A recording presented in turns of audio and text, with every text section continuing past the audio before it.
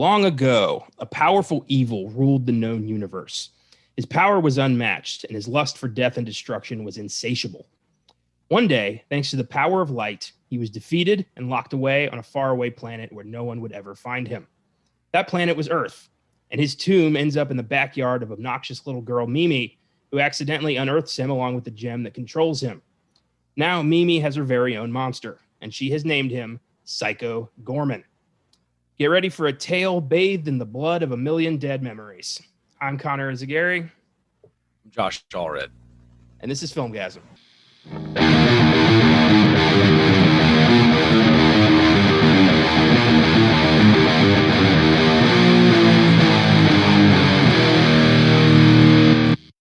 Happy Wednesday, and welcome to the 146th episode of the Filmgazm podcast. Coming up on 150 real soon. I'm joined today by Josh Allred, who has chosen another Shudder exclusive to dive into today, specifically Psycho Goreman, which was released earlier this year. Usually, I would have covered this film on our companion show, The Sneak Preview, but the site I used to build the new release schedule doesn't cover Shudder films. So most of the time, I don't hear about them until long after they've come out. But that's why we got this show, to talk about the genre films that slipped through the cracks. So Josh, what was it about Psycho Goreman that made you bring it to the show? First of all, it's just the title. I'm a sucker.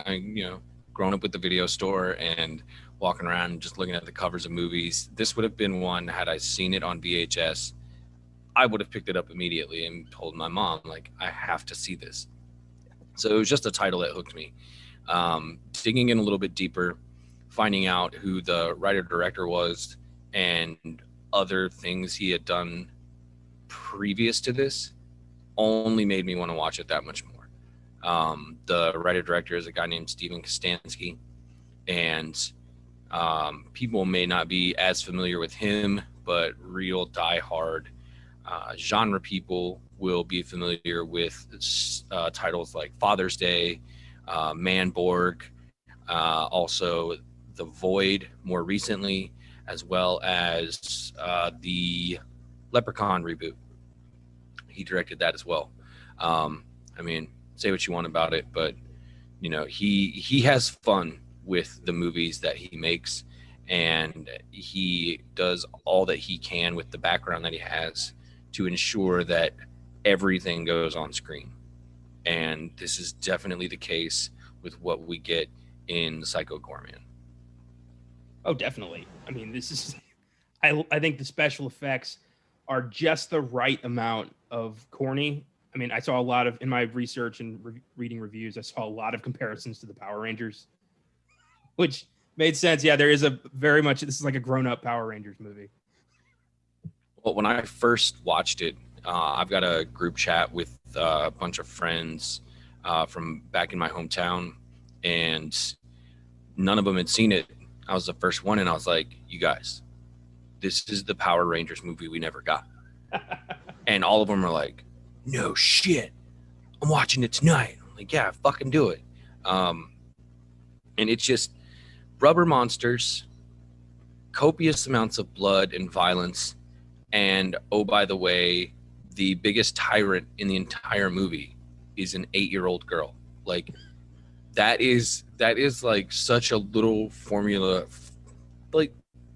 If you think about it and just say it out loud, somebody would be like, that's the dumbest idea I've ever heard for a movie. Guess what? This is a great fucking movie. Yeah, it works. It wouldn't work if she wasn't completely balls to the wall, obnoxious, stubborn, and kind of insane. You can't have, you need a kid who's as evil and weirdly sadistic as Psycho Goreman for this thing to even happen. I love that even at times he's like, Jesus. You can just looking at the girl like, oh my God. Yeah. And he has no way to counter what she does. There are a couple of times where he's just reduced to being kind of like comic relief to her. When that one part where they're walking through the woods and she's standing there flapping her lips, and then she's got the gem just holding out, and Psycho Goreman's and she's like, hey, and he's like, so close. You know, like just little moments like that, like completely turn this movie on its head. And that was something I noted in my review, which I heard the guys from the last podcast, Ben and Henry, they actually interviewed Stephen Costanzi because Henry had been raving about Psycho Goreman for the longest time. And he was just like, man, we got to get that guy on the show. We got to get that guy on the show. I just want to ask him so many questions. And that was one of the things that Costanzi mentioned, is that he constantly wanted to keep changing the direction the movie was going in to keep the audience off their toes. And it works every time. Like even right at the beginning in the opening sequence, you got, you know, this straight up, to me, reminded me of the opening crawl at the beginning of the Monster Squad. You know, they're talking about Dracula and all that stuff, and then at the end they go, they blew it. Like that, just like I got that feeling right then and there. And when a movie can make a reference to something else that you experienced in your childhood, they don't do it in a hammy way. They don't go like, hey, see, I used to watch Monster Squad too. Like he did it in such a way that it just pulled it right out of my heart. And I was like, oh, this is so cool. And from that moment, I was already hooked. Even after the title, I was like, all right, I'm in. And then you've got Mimi and Luke going at it in this epic backyard crazy ball brawl. And there's metal playing, there's slow motion diving, and then the camera pulls back, and it's literally just the sound of them grunting and yelling at each other. And you're just like, oh shit. They're like building this all up in their head to how epic everything is, and you already know from that moment that this movie is going to be in complete control of everything you're experiencing, but you're going to have a good fucking time. Absolutely. And I know I can always count on you to bring stuff to the show that I have never in a million years even fucking heard of. So I love that films like this I get to enjoy now, because I tell you, without your input, I doubt I ever would have even stumbled upon this. So thank you. This was great. Hey, man, that's what I'm here for. So as Josh said, Psycho Goreman was written and directed by Stephen Costanzi, whose previous directing credits include The Void, Father's Day, and Manborg. Maybe the greatest movie trailer I've ever seen in my life. It was when I went to Bremerton to visit Caleb, we marathoned the Hatchet movies. And before one of those movies is, trailers, and Manborg was one of the trailers. And I was reviewing the previous one, and I just, like, in the corner of my eye saw Manborg, and I stopped writing. I was like, what the fuck is that? And just watched this trailer. And I was like, that's either the greatest movie ever or the worst movie ever, and there is no in between. So one of these days we're going to do Manborg, because I need to know. Oh, sure. Yeah. I mean, I'm like part of one of the things I really love about indie movies and people that are really just very passionate about making anything is that they find a way to mash genres that you would never think in a million years would work. But when they get slapped together, that's part of the reason why I love trauma movies so much. Like they take the risk of putting two movies together and letting them just explode all over the place. And what you get is pure fun. You can't take it serious. You just got to go with it. And I would even argue that these kinds of movies take, and I might sound snobbish coming off this way, but they take a little bit more of like a seasoned viewer, like somebody who understands the tropes and even the drawbacks of certain genres. Like if you watch a straight up Western movie, like you know what it's going to be about. But if you throw in something else in it that kind of rivals or counteracts what those tropes are, you get something different and something fun. And I mean, plus you got a movie with the title like Manborg. Like, why would you not want to check it out? Even if you only last 10 minutes, you're like, well, I watched that. Yeah, you're right. I think that I don't think it's too snobbish. I think there are a lot of films out there that do require some homework to fully appreciate. And I try to, when I know I have one of those on the line, I try to do as much homework as I can. So I do get, the best reaction. On Oscar Sunday, that happens a lot. But yeah, Manborg, definitely one that, in fact, listeners, look up the trailer right now. We'll wait. We'll listen, watch the trailer, come back, and then you'll know what the fuck we're talking about, because it is something. Kostansky's also an accomplished makeup artist. He's worked in the makeup department on such shows as Hannibal and Star Trek Discovery, as well as films such as It, Suicide Squad, Clown, and Crimson Peak, among others. Weirdly, films with clowns he tends to be a part of. That's cool. Yeah, I think he mentioned in that interview that Killer Clowns was probably one of his favorite movies too, which I'm not surprised, given his background and the fact that he did a lot of stop motion animation when he was, just learning how to do effects and making movies and stuff like that, which is something that the Kyoto brothers were also very big on.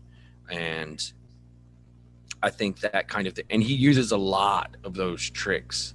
Like, I think if you could get any one of the Kyoto brothers to talk about this movie, I guarantee you they would love every second of it, because there's so many little tricks that, like if you're not really paying attention, you won't notice that, like, oh, hey, that was stop motion. Oh shit. Okay. And the fact that he did a lot of the work to create the suits and create the monsters, and it really speaks to his talents as an effects artist, but also the fact that he knows practically how to get the best out of it, how to shoot these kinds of things to get maximum effect out of them. And I think if he was just a director who had never had experience with that kind of thing, I don't think this movie would have worked as well as it does. Yeah, I agree. But if you've seen The Void, you also know that he's very good at playing something pretty serious. And that is another thing that works so well with this, is that Psycho Goreman is very serious about what he wants to do. But Mimi is also very serious about, like, I don't give a fuck what you want to do. You're going to do what I say because I have this gem that controls you. So shut up and play some fucking crazy ball. Like, and those things just button up against each other. Like, you wouldn't think it would work. It does. My favorite thing about this movie is that literally nobody takes PG seriously. Like, he is constantly saying, like, I'm going to kill everything on this planet. Everyone's just like, yeah, okay, have fun, Mimi. Like, nobody seems to care that this intergalactic tyrant with the power to conquer the universe is just wandering around. Like, I love that. Nobody cares. Oh, it's beautiful. Nita Josie Hanna plays Mimi, who is arguably the most obnoxious little girl in movie history. She had an uncredited role on Hulu's Books of Blood, and then this. Pretty good start. I think she's a good actress. I think the character is infuriating, but in a good way. And a good counterpoint to PG. It works. Oh, yeah.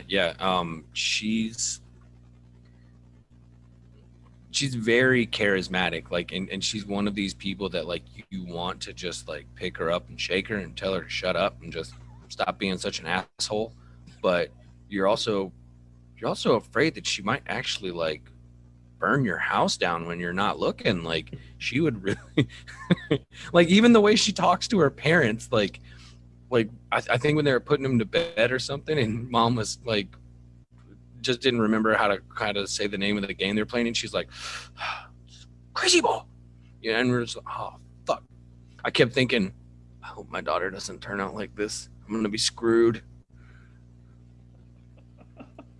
Yeah, this is, like, I don't know what it is. Like, maybe she's just responding to her, like, admittedly pretty shitty parents. Like, dad especially, who's just like, go get him with everything. Be a parent, for fuck's sake. But yeah. Oh man, that That fucking dad. So I'm sure you haven't seen Father's Day yet.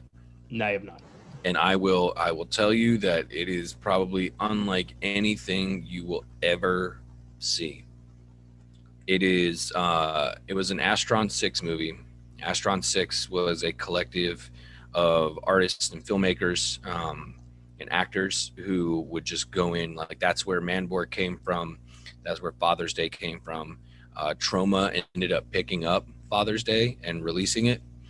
And this is a movie that I got a lot of dirty looks at when I showed it on a deployment. And it just, because it starts out really fucking gross and obscene, and then it just doesn't let up. Like by the end of it, you're just totally in this weird place where, you know, it's all like green screen effects, and but they're using, again, every trick in the book to build a world that you never would have been able to build, you know, practically, unless you had a shitload of money. But they fucking made this movie, and it's something else. Like I can't even try to describe it, because to try and describe it would do it a disservice.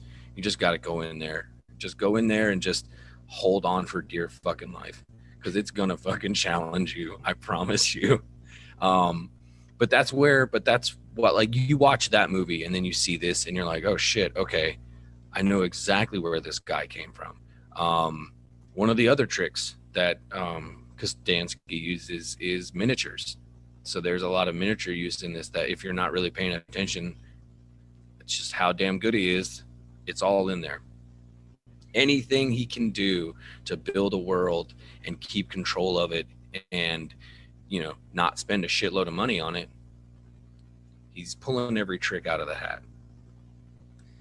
I am very intrigued about Father's Day now. I think, you know, that probably before the year is out, that'll end up on this show. I have a feeling. If you don't pick it, I might. Okay, challenge accepted.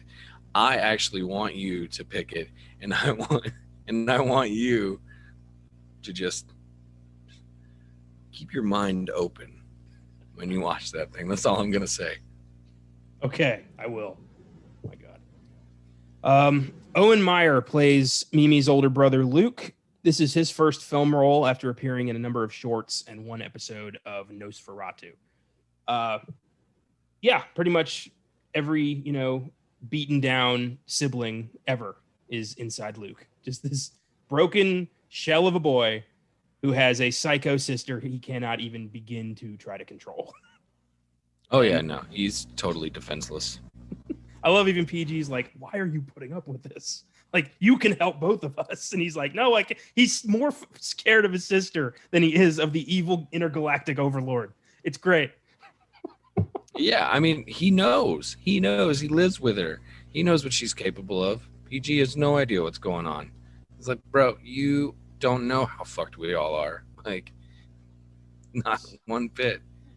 So, okay, so I totally forgot about this. So the guy that plays the dad is named Adam Brooks, and he was the lead in Father's Day. Okay. So he plays a character named Ahab in Father's Day. And they're like complete opposites on that. And that was, okay. So this is how great the relationship between Kostansky and Adam Brooks is. He wrote the character of Greg for Adam Brooks because he knew that what he could get out of him. And he even said it. He was like, I wouldn't have done this movie if Adam Brooks wouldn't have agreed to play the part. So that says something. And the fact that he plays the part that he does in that time, like some of my favorite bits in the movie that I still laugh at, I like rewatching this, is him. Like when he fucking made dinner for everybody and his wife's dinner, she's like, you blew up my microwave. You're welcome. What did you do to my microwave? Cooked a lovely meal for my family. That's what I did. It's great. Like get the fuck out of here. Like that is the picture of total oblivious fucking stupidity. This guy has no ideas. Well, at least she ate all her broccoli. No, she didn't. Oh my God. My favorite bit with Adam Brooks is the end when he's trying to give Mimi some grandiose advice and talks about the creepy weirdo who showed him the baseball cards. Like, this is some wonderful story, giving her the worst possible advice for life. My God, this guy's oblivious on every level. Beautiful. Matthew Ninaber plays the body of Psycho Goreman, or PG for short. He's also appeared in the films Transference and Death on Scenic Drive. And he's, big, imposing gentleman. Good makeup. The makeup and costume design is absolutely insane in this movie. Props, big time. Stephen Vlaus plays the voice of PG. He's also appeared in the films Two Deaths of Henry Baker, The Apprentice, and episodes of shows such as Wayne, Fear Thy Neighbor, Blood Runs Cold, and Alien House. And I have no idea what any of that is, but I fucking love this guy as PG. He plays equal parts Galactus, equal parts like Joker almost. Like there's this, he straddles the line so well. And I believe all sides of this guy. He could rule the universe and also take orders from an 8-year-old. Oh yeah. And you totally believe that he's questioning his own desires. Yeah. And that in and of itself became like such a huge thing for that movie that people were latching onto it. And I just thought it was just the most ridiculous thing I could ever see. It's like you don't really know, because I even think I put this in parentheses when I was writing my review. It was like he, and then I was like, it, like you don't really know what his gender is. He even has a gender or a sex or whatever. So it's just great that she's like throwing this magazine at him, and you're just like, look at all the hunky boys. I do not care for hunky boys, or do I? I love that comes full circle at the end when Pandora fucks up the magazine and he just is not my hunky boys and goes. Man, that was it. That was a wrap. Time to make a sword out of your spinal cord and fuck you up. Jesus Christ. I love the character development though. Like you believe it that he, his time on Earth shows him compassion and love and something beyond just death and destruction. Like, I love when he takes out Pandora and he says, she calls him the nameless one. And he's like, my name is Psycho Goreman. Like, he's become who Mimi has made him. Like, even without the gem, I feel like he's still going to be doing this for her almost.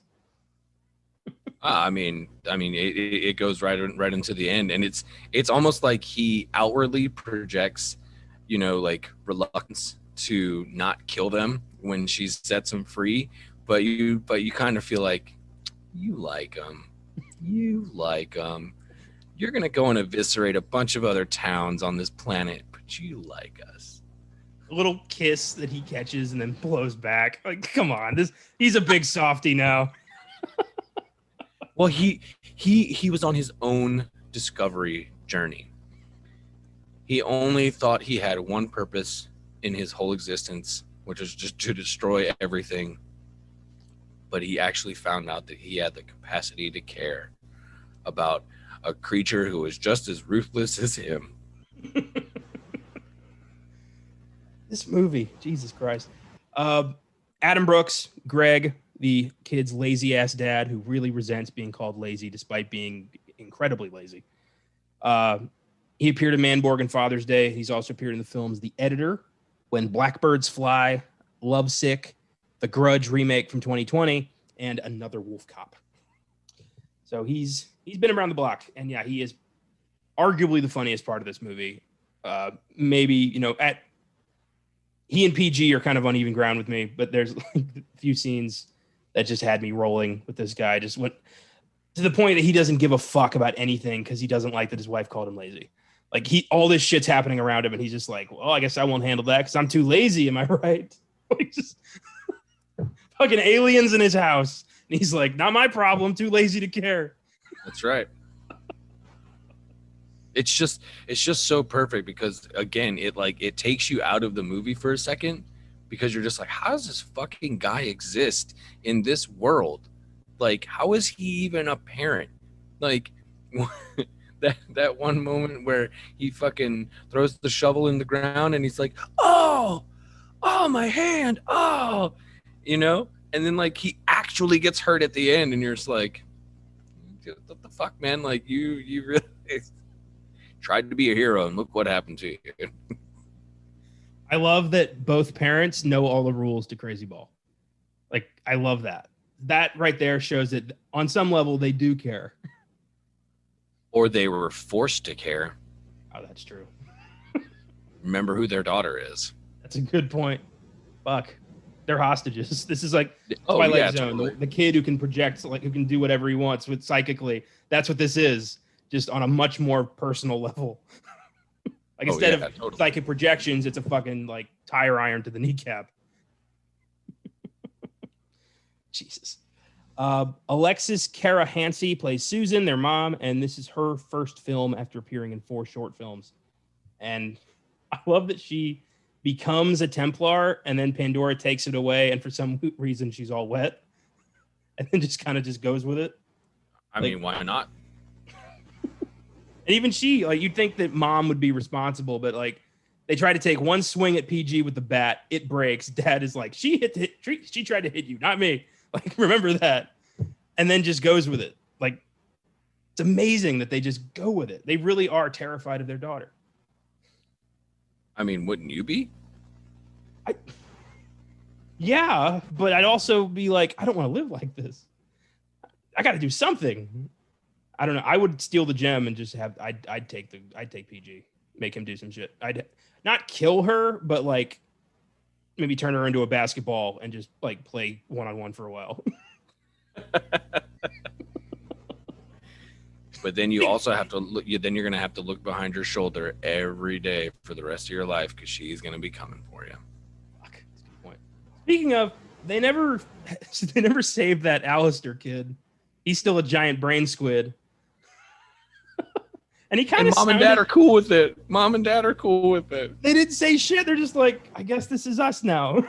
Like, no, they're not even looking at him. And I like that Mimi likes him more like that than before. Because before she was just like, shut up, Alistair. And now she's like, she bent over and gave him a little kiss on the fucking basketball court and shit. I love that walking through town, nobody cared. Like, there's just a brain squid following these kids and their giant purple alien monster. And most people just kind of don't care, except for those 2 cops. And we saw how that turned out. So that was a little of a shared universe moment. So I picked this up from the interview as well with Stephen Costanzi and the last podcast guys. He talked about BioCop, and Henry brought it up. He's like, you had BioCop in Psycho Goreman. He's like, yeah, like, isn't that great? Like, I kind of thought it'd be pretty cool to use this as kind of like his origin story for like how he became. That's really but then cool. Did you watch that trailer? I forgot. Okay. So really you don't get to really like get too much like other than, this is what he is. He's just this fucking hideous creature that's constantly melting and all he wants to do is die, but he fucking can't. And that plays out exactly like it does in the movie. I think like one of my other favorite Mimi moments is when they're walking through the woods and he hands her that note and she's like, oh, isn't this nice? And she says, please kill me in blood. And he's like, oh, dude, oh, that's so gross. Why would you do that? Oh, one of my favorite throwaway lines is Dad at the end, who's just like, well, this TV won't stop bleeding. Just casually. My life makes no sense anymore. The TV might as well be bleeding. Oh, boy. Finally, Anna Tierney is the voice of Pandora, the alien warrior who is hunting PG. She voiced a character in 2020's Cold Blow Lane and has appeared in 9 episodes of the series Summer Lane Drive, which looked like some sort of film noir series made entirely with Barbies. So that looked intriguing. Pandora is a very interesting character. I love that the light characters are just as sadistic and evil as the dark characters. There truly is balance in the universe. It's all about who is going to take the bigger shit on the people. That's really all it is. Yeah, pretty much. I think it definitely has its own things to say by the fact that he's calling them Templars and that they're, these crusader types who really rule with an iron fist. They're not really there to mince words about, their purpose. They're serving a god somewhere, and their way is the only way. And Psycho Goreman is a threat to all of it. And everybody fears him except for her. She thinks that she can take him down. And I really liked the arrogance in her for that. And at first, when I first saw this, I was like, you look like a fucking idiot, with all of this hyper, like, angelic fucking features. But right away, when she brings that human woman into their boardroom or whatever, and she turns her into a fucking blood cube and just smears this shit all over, I was like, oh fuck. I was not expecting that, and I was like, all right, well, you really just kept fucking ramping this up because you just put these two on a collision course, and there's no way that anybody's walking away unscathed. Well, I love that it becomes a lesser than two evils kind of devil situation. And even in Psycho Gorman's like backstory, when he's telling his story, he's like a space Spartacus almost. And I was hoping that was going to be like, he's actually a good guy who got imprisoned by the bad guys. But no, he's like, I'm still an evil guy. They're just worse. Debatable. Really depends on who you're talking to. But yeah, well, if I'm picking sides, I'm definitely going to be on PG side. Just saying. Mostly because you can't trust those other ones. You know what you're getting with Psycho Goreman. You know that he's just out to destroy everything. The other ones want to control everything and will destroy you if you get in their way. Psycho Goreman's just a lot more simple. Yeah, I agree. I'm with you. Psycho Goreman has an IMDb score of 6.3, Rotten Tomatoes score of 91%, which was like, what? Good for them. It was supposed to premiere at 2020's South by Southwest Film Festival, but when the festival was canceled, it later appeared at Beyond Fest, Monster Fest, and the Sitges Film Festival in the coastal town of Sitges, Spain. It was later snatched up by Shudder, where it was released in May of this year. So, good for Shudder. We have not done a lot of Shudder films on this podcast. I think just this and a host might be it for exclusives. We should reach into that well more.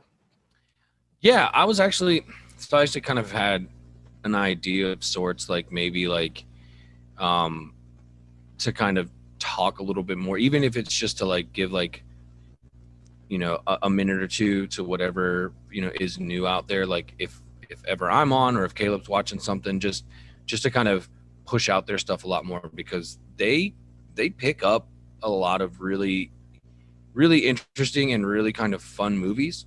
And I'm all about it. Like I was totally not prepared to enjoy anything for Jackson.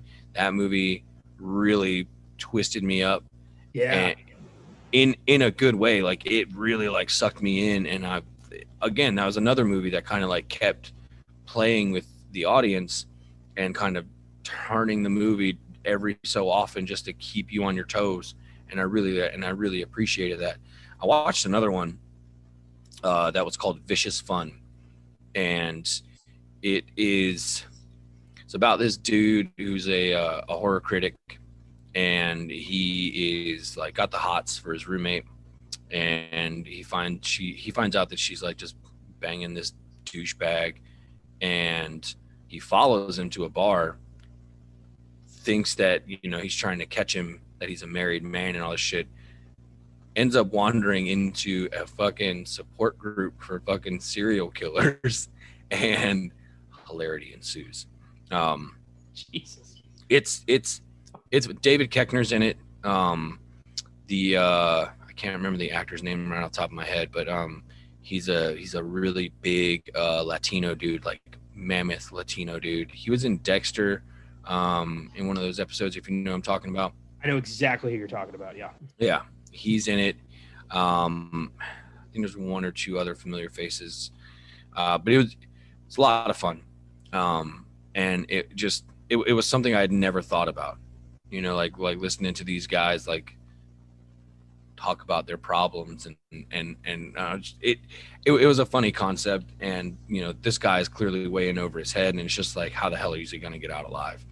And it's a lot more enjoyable than I thought it was going to be, and it really kind of like trademarks of like a lot of movies that have been made recently, like with like relying a lot on neon and all that stuff. Like it's very stylized in that way, but it's playful and it's not like distracting too much. Right on. That sounds crazy. I definitely want to check that out. I loved Anything for Jackson. That movie freaked me out so hard. It was I had one of those scare moments where I was like turning on the lights because I felt my heart beating. Like, fuck, that freaked me out. It was the like 8-foot tall trick or treat ghost. I was not prepared for that. Oy.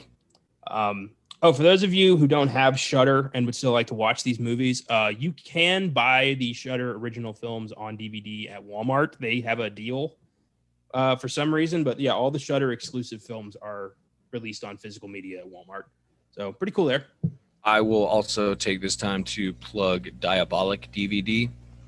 They're one of my favorite online sources. They're really good about getting your stuff to you promptly. The guy that runs it, he's very communicative as far as like, you know, any issues that you could encounter. He gets a lot of the Shudder exclusives as well. So, you know, if you're more into supporting smaller indie businesses, definitely check out Diabolic DVD for sure. Yeah, absolutely. Psycho Goreman, though, it's a Shudder exclusive. It's not like it's ever going to leave, but I might want to own this one. This feels like one I'd want in my collection. Yeah, I actually bought their Hunky Boys edition from the production company Raven Banner, and it got delayed at one point because there was a shortage for the plastic they were making the cases out of.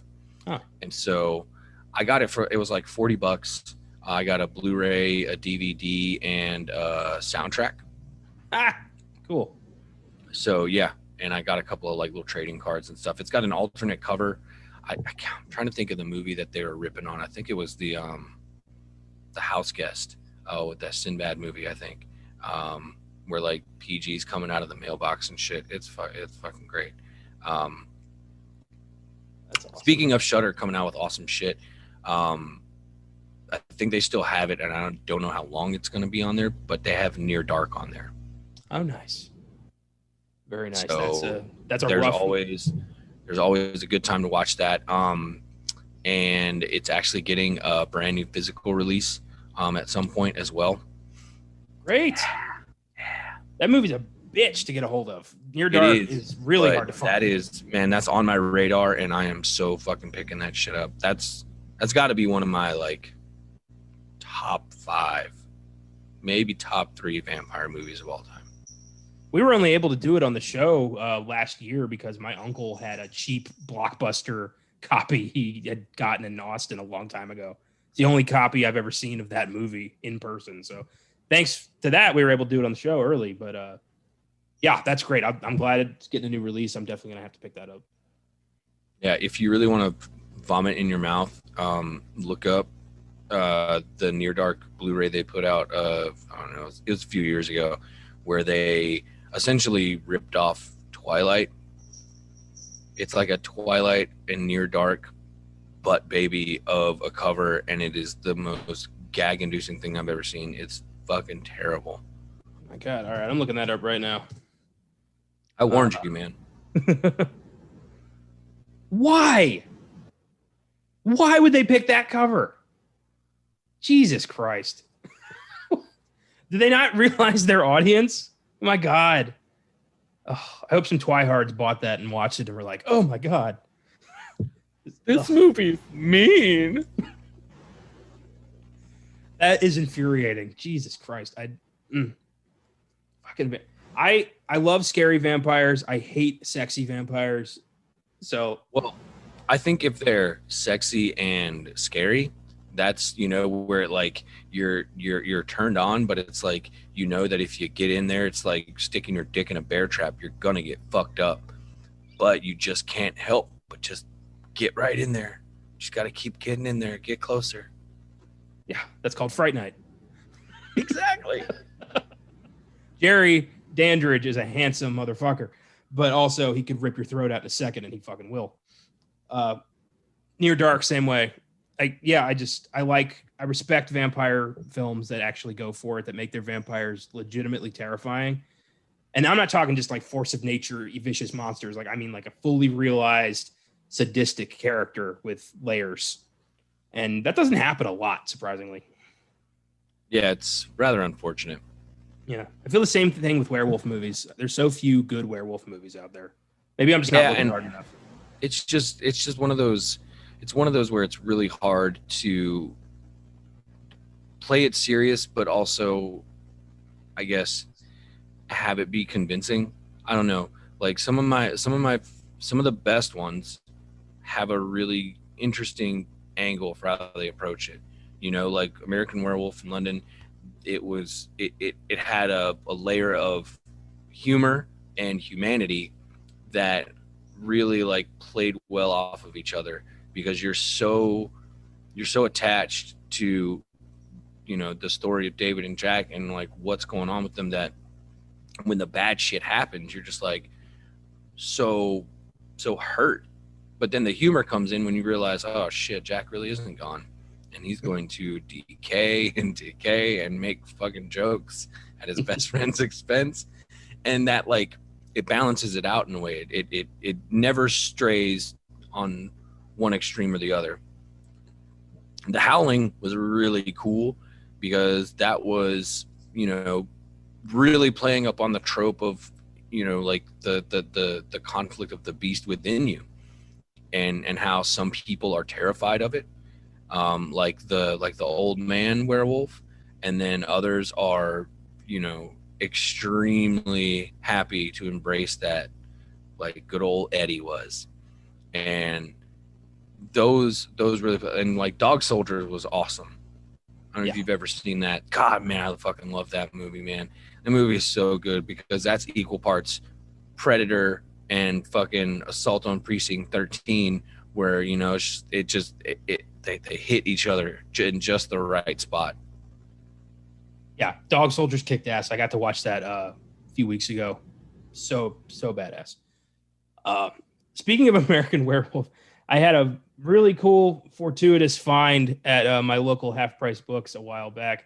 I found David Naughton's disco album on vinyl, Making It. That's fucking sweet. It's $2. I'm like, yeah, of course.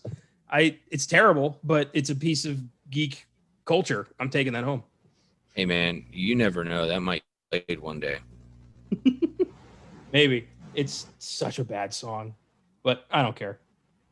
Yeah, but she could be like, if you would just turn this off, I'll make it worth your while. It has served its purpose. Just saying. Jesus Christ. If somehow that turn of events ends up happening, I will give the full story on this show. Yes. Oh boy. So let's talk some highlights from Psycho Goreman. There's a lot of them. This movie never really stops. First thing that had me rolling was when Mimi asks Dad if monsters are real, and he gives his whole, well, you know, people are the real monsters speech, and Mom's looking at him like, the fuck is wrong with you? Just say no. And Mimi's like, yeah, good point, Dad. And just goes to bed, and then they try it again with Luke, and they're like, yeah, no, they're not real. clearly they know how to handle their children, at least in the sense of, well, we can indulge this one and be real with her. The other one, yeah, if we fucking scared him, he'd probably shit his pants right now. So let's just not do that. I would love to see what led to Mimi just blurting out that she doesn't trust cops. I would love to know how that happened. Who knows? There's definitely a story there. Somebody called the cops, and yeah, oh my god. So when we meet PG and he fucks up those tweakers, I love when he freezes that guy in like perpetual like death or like perpetual pain, and Mimi fucking knocks him over, and he's like, "No, I worked so hard on that, like it was a fucking volcano in science class." Just like, man, I worked so hard on that. That was my masterpiece. You didn't even care. You didn't even care you broke it. Then the dude's mouth is flopping. He's like, "Thank you." Oh my god, that was nuts. There were moments in this film where I was just like, "The fuck am I watching?" Beautiful. I love when they're naming him and he's in the background just jogging in place. Like she's making him fucking just jog. He's just like, "Do not name me that. That is terrible." Ridiculous. I like when she asked him, like, "So what do they call you?" He was like, "I've been called the Archduke of Nightmares." And I'm just like, that's the lamest shit I've ever heard. Like, who the fuck says that? He's like, nah. I love when they go home and she uses the gem to tell him to meet them there, and he gets there late and she's like, "Where were you?" And he's like, "Time is a construct I do not believe in. Also, I got lost." just fess up, asshole. It's just those little moments of utter honesty, but also complete irreverence, because you're just like, you're not expecting that to come out of that character who just keeps trying to speak in these grandiose ways, and then he's just like, "Also, I just got lost. I don't know where the fuck I'm at. Like, what do you want from me?" I love that first montage of them just doing stuff, and they casually just gloss over PG completely just blowing up a child. He straight up exploded a child, and it never comes up again. They just move on. And he could only do that if Mimi told him to. Think about that for a second. Twisted. That nightmare scene where PG comes to Luke in the graveyard felt like a total reference to Phantasm. Am I wrong? Oh no, that's definitely total Phantasm vibes. Like, even calls him boy. I haven't heard him say. I haven't heard Stephen Costanzi say that, but if he's not throwing a nod to fucking Phantasm, like, I would be shocked, because it's just so much. And again, it's heavy-handed, but it's like heavy-handed in the best way, because he just like slaps it out there and wants you to see it. He's not saying like, "Oh, see, I watched Phantasm." He's just like, "I really love this. I really love that shot, and I want it, and I'm going to use it, and I'm going to have fun with it, and you're going to have fun with it." Yeah. I mean, Luke wakes up in a bed in the graveyard, bodies come out, the bad guy's standing behind him. He says "boy" in a dark voice. It's fucking Phantasm. I love the running gag the entire time that he does not remember his name. The entire time he never calls him Luke. It's always just boy. Even at the end when he's like, "Farewell, Mimi, Greg, Susan, boy." He's just looking around at him like, "I got nothing." You should know my name by now. I love in that nightmare scene where PG's just like, "Come on, man. She's breaking both our balls. We need to do this together." Luke's like, "I can't, man. You don't understand." So great. The evil tyrant bargaining with it like a 9-year-old boy. Oh, boy. Later on, when they're just walking through town, I love that they gave PG just like a giant blue shirt, a fedora, an ascot, and sunglasses, or as I call it, the Alan Grant, because that's Sam Neill's costume in Jurassic Park. Oh yeah. Oh, totally. And if you notice, there isn't any like piece of technology that really kind of identifies what year this movie takes place, but that was something that Steven Kostanski actually said. He was like, for me, I didn't want to like tie it down to any decade, but if I had to, like, that's exactly where this movie was happening, was like in the early 90s, because of a lot of the references that you're getting in there are from that. The whole Power Rangers vibe is straight up from the 90s. The fact that he had fucking Psycho Goreman Alan Grant, and he looks comfortable in that too. Like, he was just like, yeah, I look pretty good.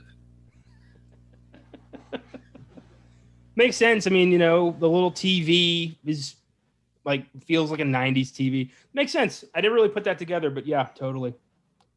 I love the whole warrior's death running gag. That a warrior's death is to be eaten by your enemy. And everyone's just like, oh, please, God, no. And I love at the end when the kids are like, all right, you don't want to see this. And just usher mom and dad out of the room.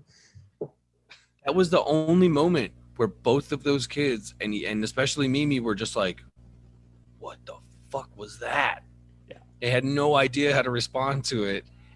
And I think for a second, she was like, oh, shit. He really is fucking scary. Yeah, shit got real for a second when the dude turned into a giant mouth and devoured this motherfucker. Like, what the hell? I had to like pause and go get like a drink or something to just process that shit, because I didn't see that coming, and I had to kind of just come to grips with that. Oh my God. But even that was the result of him basically like bending to Mimi's will, because he had pissed her off, and she was like, oh no, I'm gonna let them beat your ass. How about this? Ha ha ha. You're gonna have to apologize to me.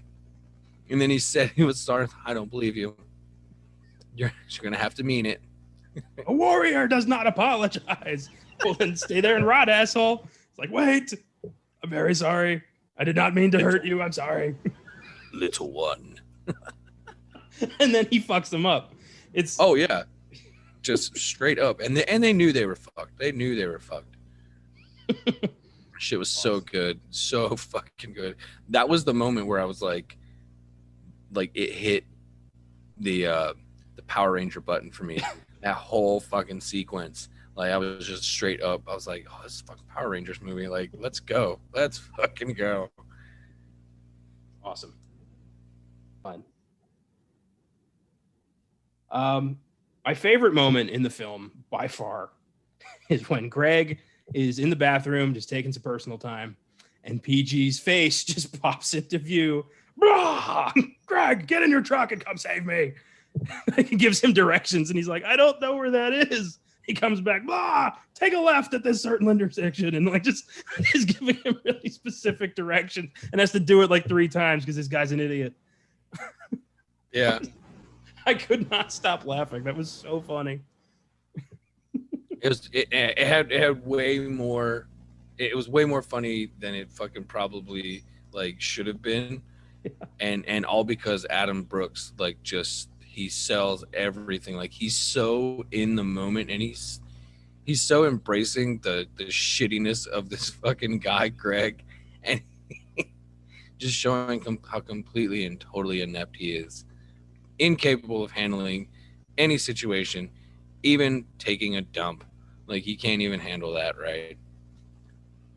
You know what I'm just now realizing? All 4 of the family characters are very similar to the 4 family characters in Rick and Morty. Like, Greg is Jerry, who's just kind of incompetent and pointless. Beth is Susan, who's like ambitious but stuck to this idiot. You've got crazy sister, Mimi and Summer, and then this like no balls little kid who just kind of doesn't know what to do with Luke and Morty. Yeah, I've never actually noticed that. And then PG, this crazy disruptive alien force that all fear, is fucking Rick. There you go. I didn't even think about that. I don't know, maybe I'm reading into it too much, but it's just something I noticed. No, that's not. I mean that's a pretty good comparison. Have you been keeping up with the new season? Yes, I have. The fuck.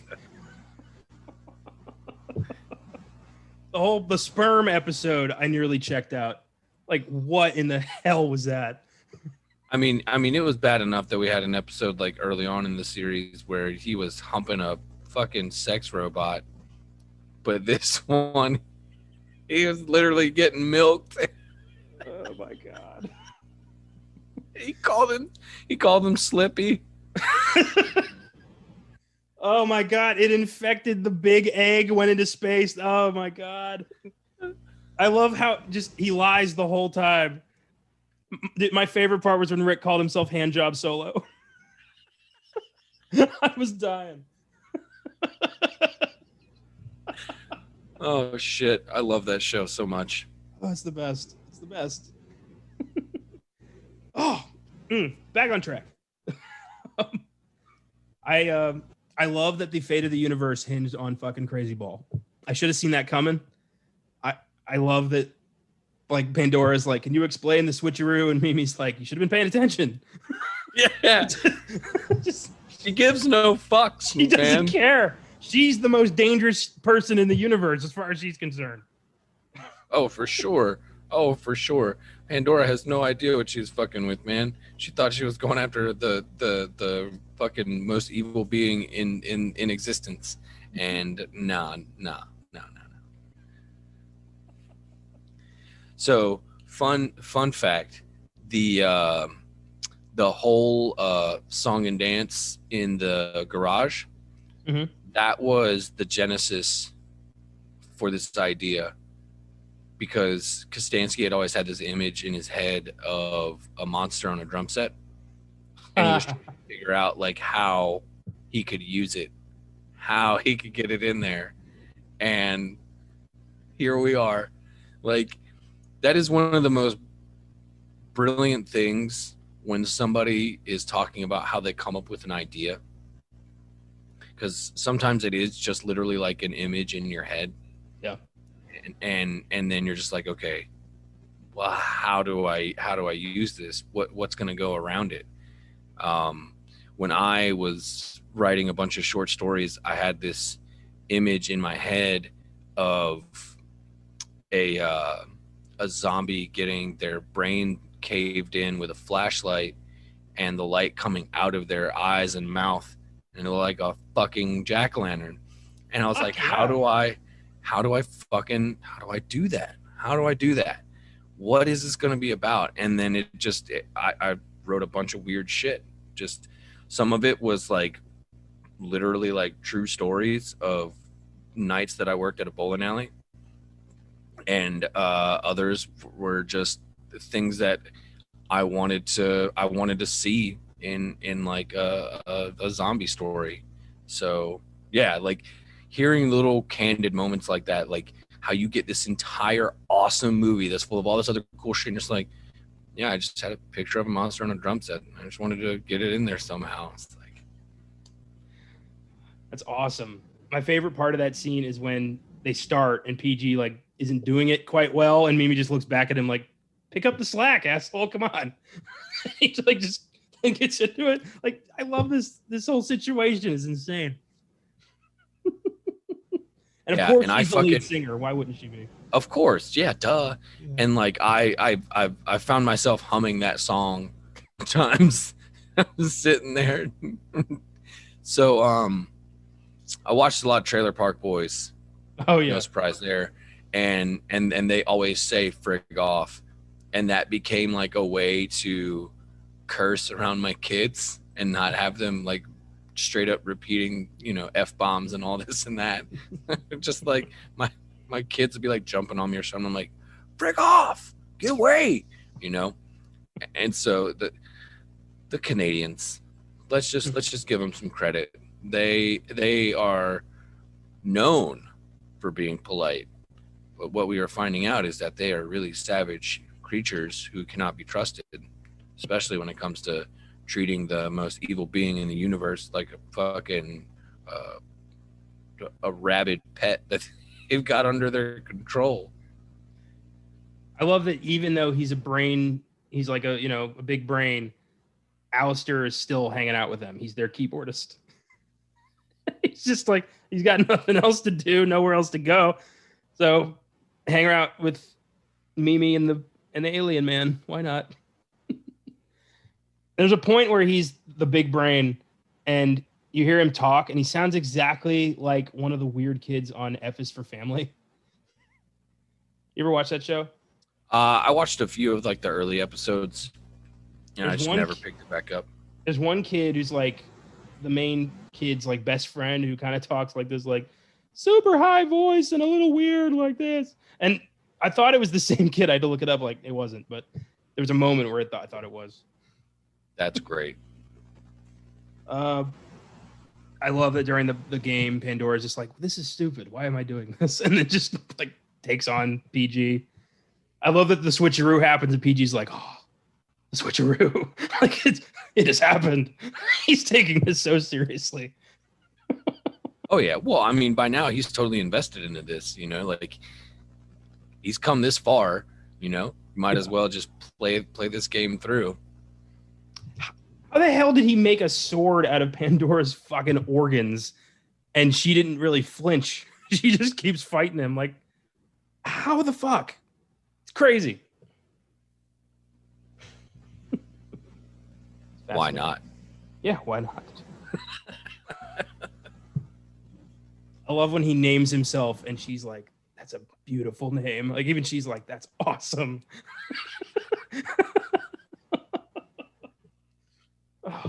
And then he just starts fucking up the city. He doesn't hurt them, but he's going to conquer this world. And they're all just like, it's either Greg or Susan who says like what just happened? Or something like that. They have this moment of clarity, but they're just like, did we just let a super evil loose on this planet? What just happened? Oh my God. It's great. And then one final little moment that I thought was funny as hell. The council that's been watching this whole thing, when Pandora eats it, that one dude Cortex is just like, I got a backup plan, and pulls out a fucking 38. What the not some laser gun, not some alien pill, a fucking 38 special. Of course. So who's going to shoot themselves first? Jesus Christ. This is a great movie. Oh my God. Just every, like, from start to finish. And like he even Kostansky even said like that was like his nod to like the prequel Star Wars movies. He's like, why not just have fucking intergalactic politics in there too? Just throw that in there for whatever reason. Why not? Why not? Oh my God. Yeah. It's awesome. It's a great But they all know they're fucked, like that's the thing about it. They're just like, yeah, we're fucked anyway. I mean, let's just go ahead and eat a bullet now and just get it over with. A 38 though, it's perfect. Like I don't know why that works so well, but it because it's not supposed to. Like that's the thing. It's just like it's just another irreverent moment where it's like, well, yeah, fucking of course. But I mean, like, even if it had been like a 45, I don't think it would have been as funny. The 38 specifically is like, I don't know. It's like a drug dealer's gun or something. And it just feels weird that like this intergalactic leader would just have one. But it makes sense. Yeah. Oddly, it makes sense because this guy's kind of skeevy. Oh, totally. Oh, man. Here are some Filmgazm facts. There's not a lot of trivia on this film, so I only have two. Number one, Psycho Goreman is from the planet Gygax, which is most likely a reference to Dungeons and Dragons creator Gary Gygax. Definitely. Yeah, 100%. Number two, the full PG makeup took many hours to apply, often requiring Matthew Ninneber to be the first person to arrive for shooting and the last to leave. He spent so much time in costume that the crew failed to recognize him without it and would even call security on him from time to time. They're like, who is this guy? That's hilarious.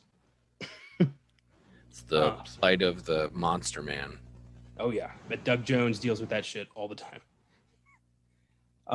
I give Psycho Goreman an 8. It's hilarious, creative, wildly entertaining. With a couple more views, it'll probably go up.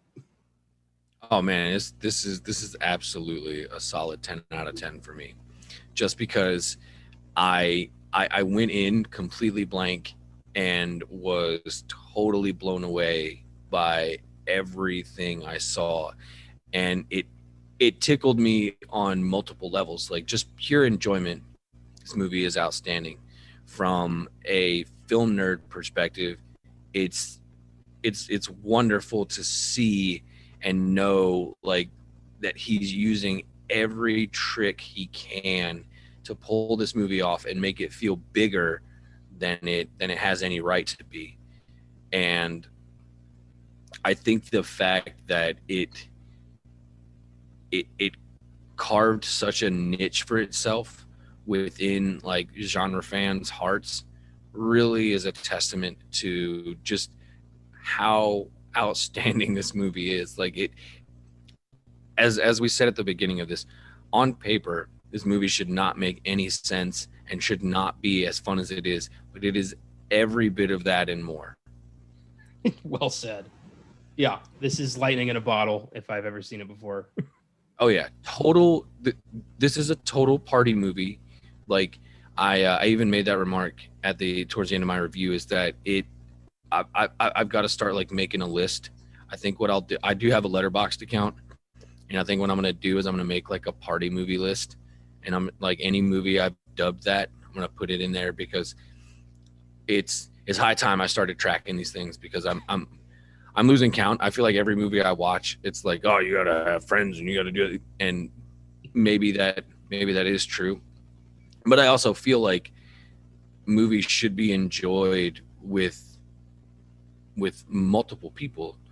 And even though I'll go to the movies by myself, I've done it before. I mean, the last movie I went to by myself was Invisible Man, and even in that environment, it was still good because you could still feel other people's reactions to it. And those are the things that really make movies that much more enjoyable, because you can sit there and watch it by yourself and have fun, but then you're looking around like, why is there nobody here to see this greatness right now? Why do I not have anybody next to me to laugh and enjoy this with? So yeah, it's definitely time I start making a party movie list. Hell yeah, good idea. I know there's a lot of films on this show. I think pretty much nearly everything you've picked, I think you've classified as a party movie. Thanks for listening, everyone. Hope you enjoyed the show. Next week, we're keeping it weird with a Netflix original from 2018. A troubled musical prodigy reconnects with her former mentor, causing a chain of events that lead to a shockingly dark place. Having not yet watched the movie, I couldn't tell you what that place is, but find out next week as Caleb and I dig into The Perfection. Caleb adored this one when he saw it last year, and it ended up being a random draw from the Book of Filmgazm, our ever-growing list of potential episodes. So let's give it a shot. Also, don't miss a Best Picture showdown on Unforgiven on Oscar Sunday, and a twofer of the G.I. Joe prequel Snake Eyes and M. Night Shyamalan's new thriller Old on Monday's sneak preview. Until then, always remember, humans are the real monsters. And all of you, please go frig yourselves and keep watching movies.